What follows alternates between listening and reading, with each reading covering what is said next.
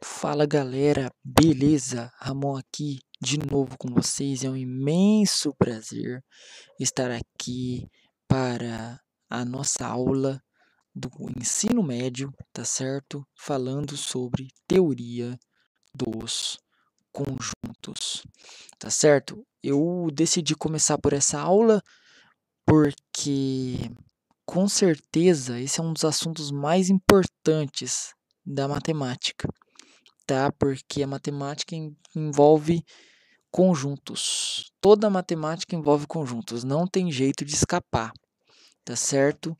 Então, para estudarmos tudo que envolve conceitos matemáticos, físicos, químicos, entre outras áreas, qualquer área, né?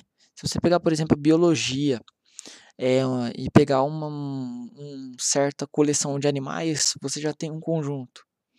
Uma certa população para você estudar, você já tem um conjunto, tá? Então a noção de conjunto ela é muito, muito importante. E as aplicações, assim, a gente pode falar, igual eu falei dos animais, a gente pode dizer e outras coisas que eu vou citar aqui também como motivação, tá joia? Utilizamos a noção de um conjunto. Desde o básico até o mais avançado, usamos sempre os conjuntos.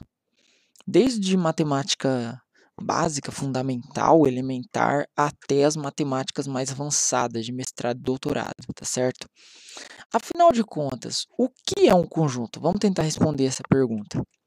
Um conjunto é basicamente uma coleção ou uma família de objetos quaisquer, tá certo? Podem ser o conjunto de frutas, ou seja, mamão, laranja, melão, maçã, por exemplo, o conjunto do alfabeto, que seria A, B, C, D, E, F, G, H, I, J, K, L, M, N, O, P, Q, R, S, T, U, V, W, X, Y e o Z. O conjunto das fases da Lua, que seria crescente, cheia, minguante e nova, tá certo?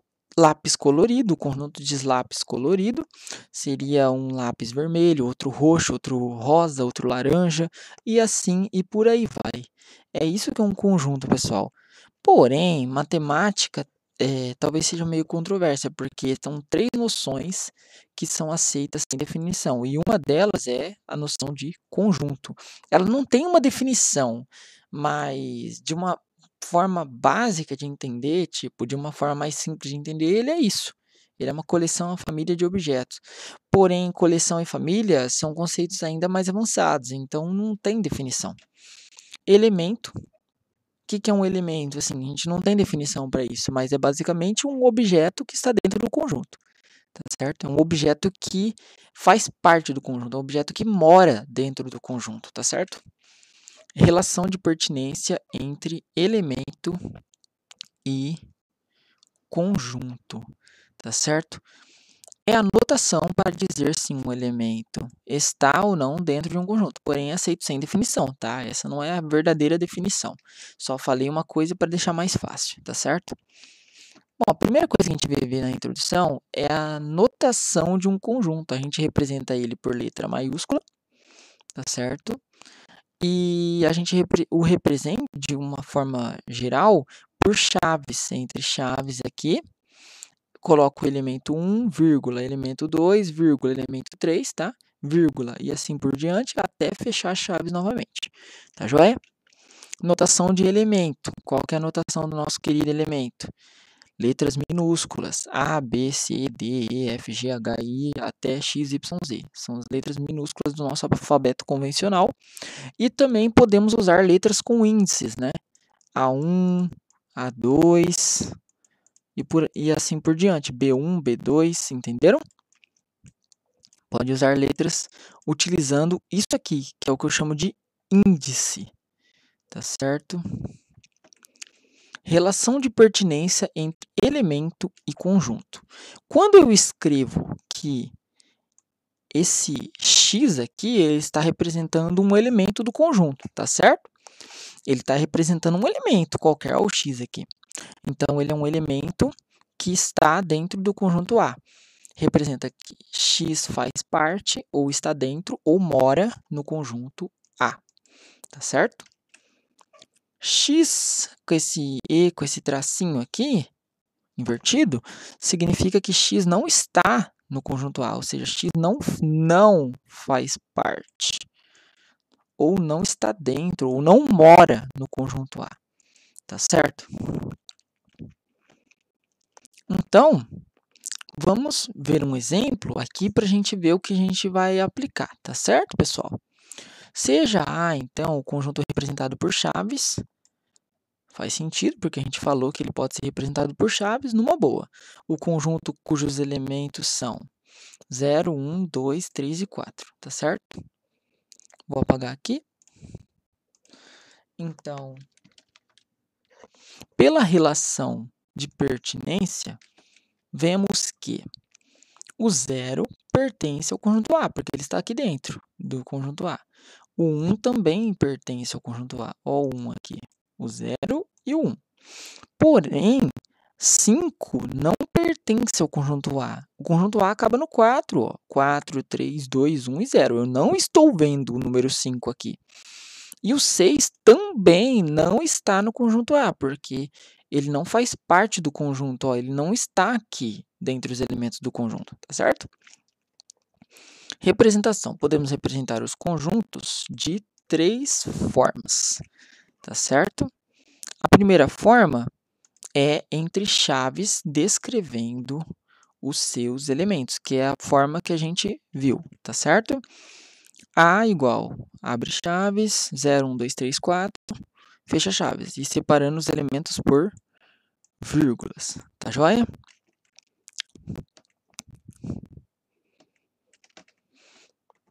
Segunda forma de representar um conjunto, por meio de uma propriedade que os elementos desse conjunto possuem. Eles têm uma propriedade de números quando você estuda, por exemplo, sinal de maior, menor, então eles têm essa propriedade, tá certo? Você pode descrever um conjunto com uma propriedade. Por exemplo, se A é o 0, 1, 2, 3 e 4, que a gente já viu, então A eu posso escrever como um X, né, um elemento do conjunto. Esse elemento, tipo, X está representando todos os elementos do conjunto, né? X é um número natural, ou os naturais. Você lembra qual que é o conjunto dos números naturais? O conjunto dos números naturais é 0, 1, 2, 3, 4 e assim por diante. Conjunto de contagem, tá? Que a gente usa para contar. Então, é um número natural. Olha, só tem números naturais aqui. Tal que X é um número menor ou igual a 4. Ou igual que 4, tá certo? Então, é um número natural de tal maneira que ele vai de 0 até 4, ou seja, ele é menor ou igual a 4, certo? E também a gente pode denotar esse conjunto como sendo A é todos os números x que eu represento, esse x é um elemento do conjunto, ele está representando todos os elementos nessa notação.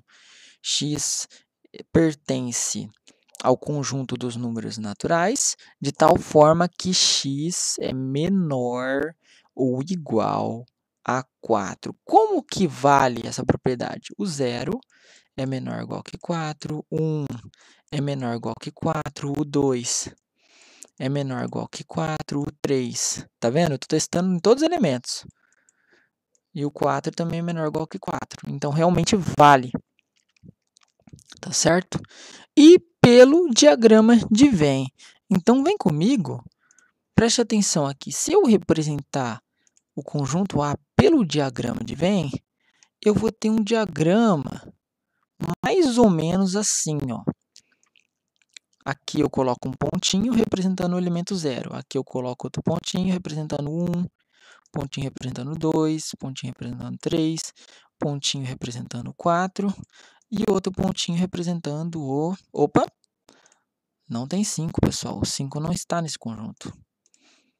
0, 1, 2, 3 e 4. Então, aqui eu tenho representado o meu conjunto pelo diagrama de Venn. Esse diagrama é um círculo fechado, né? Uma figura fechada, tá certo? É outra forma de representar os conjuntos. Essa forma é útil, né? Quando a gente fizer as operações, que a gente vai ver mais para frente. Agora, nós temos a igualdade entre dois conjuntos, tá certo? Vamos ver uma definição. Dizemos que os conjuntos A e B são iguais quando possuírem os mesmos elementos, tá certo? Notação: A igual a B, tá certo? Exemplo. Então, A é um conjunto, repare que ele está sendo representado com a descrição dos seus elementos, ó, entre chaves e separados por vírgula, tá certo? E B é um conjunto que está referindo uma propriedade, ó. É um número, são todos os números naturais não nulos, tá certo? Esse símbolo representa os naturais não nulos, diferente de zero, de tal maneira que esses números são menores ou iguais que 3. Aí a pergunta é, como que eu explicito os elementos de B? Tá certo? Então, primeiro, são números do conjunto dos números naturais não nulos. Então, eu pego o conjunto dos números naturais não nulos. Quem são? O 0 não é, porque ele é um nulo, né? Então, é o 1, o 2, o 3, o 4 e por aí vai. Até mais infinito, tá? E é um número natural não nulo, de tal maneira que ele é menor ou igual que 3. O 1, porque o 1 é menor ou igual que 3. O 2 também é menor ou igual que 3. E o 3 também é menor ou igual que 3. Então, os elementos que eu tenho é o 1, o 2 e o 3. Note que o conjunto A, cujos elementos são 1, 2 e 3, é exatamente igual ao conjunto B. Então, o A, eles têm os mesmos elementos. O A é igual ao B, tá? Desigualdade entre conjuntos. Vamos ver a definição. Dizemos que os conjuntos A e B são diferentes, tá? Quando existe pelo menos um elemento que pertence a um conjunto e que não pertence ao outro, tá certo? Então, eu tenho dois conjuntos aqui como exemplo. Eu tenho o A, que é o conjunto das vogais, A, E, I, O e o U. E o conjunto B, ele tem todas as vogais, porém, ele tem um elemento a mais aqui, ó. Por ele ter só esse elemento a mais, existe esse V, né? A gente coloca assim, existe esse elemento V que pertence ao conjunto B, tá certo? Ele existe e de tal maneira que realmente ele não pertence a A, tá certo? Então, existe um elemento que está aqui de tal forma que esse V ele não está em A. Eu exibi um elemento diferente, que está em B e não está em A. Ou seja, eu concluo que o A é diferente do B. Beleza? Vamos agora, para terminar a aula, a segunda parte da aula, que são os exercícios resolvidos. Tá certo? Número 1. Utilizar os símbolos pertence e não pertence relacionando os elementos com os conjuntos A, denotado pelos elementos A, E, I, O e U, e B, cujos elementos são B, C, D, F e G. Letra A. Elemento A com conjunto A. Então, nós devemos usar esses símbolos, tá certo? Então, eu escrevo o A e do lado eu escrevo o A. Então, eu escrevo o elemento e eu escrevo do lado o conjunto, tá? Aí eu tenho que colocar esses símbolos, ó. Tem que colocar ou esse ou esse, tá certo? Então, vamos lá, essa é a ideia do exercício. Relacione os elementos com os conjuntos, tá? Então, o A e A. Observe que no conjunto A, eu tenho que olhar os elementos. Olha o elemento A aqui. Olha ele aqui. Então, o A, ele pertence ao A. Ele está dentro de A, ou seja, ele mora no conjunto A grandão, tá? A maiúsculo. Agora, o U e o B. Como que eu faço? Então, observe o seguinte. Aqui no conjunto B, eu coloco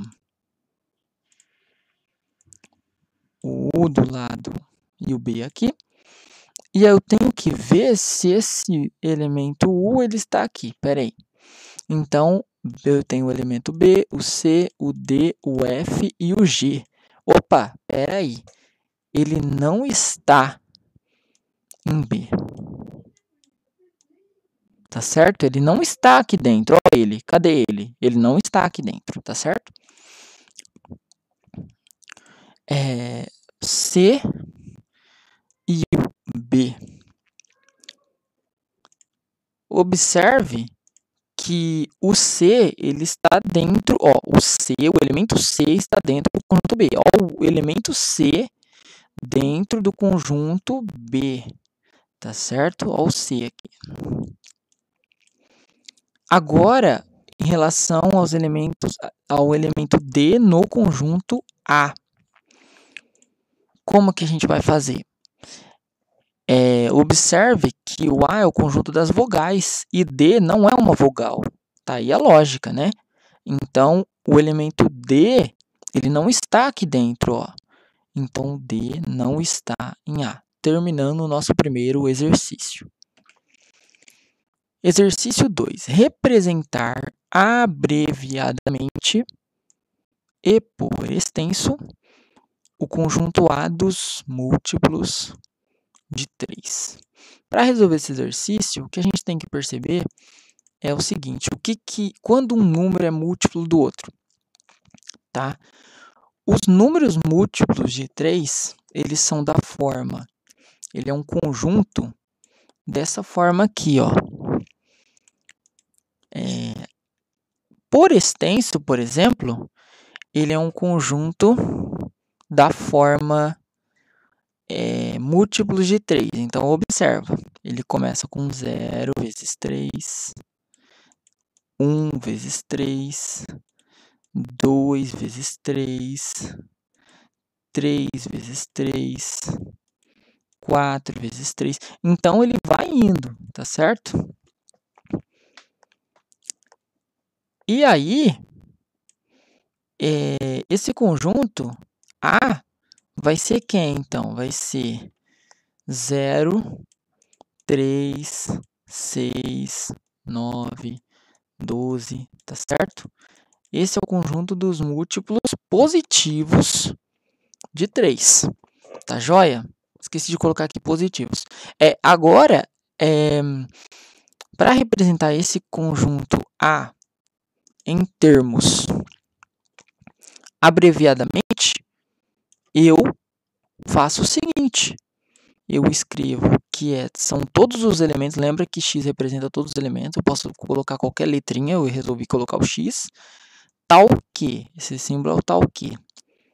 X é um múltiplo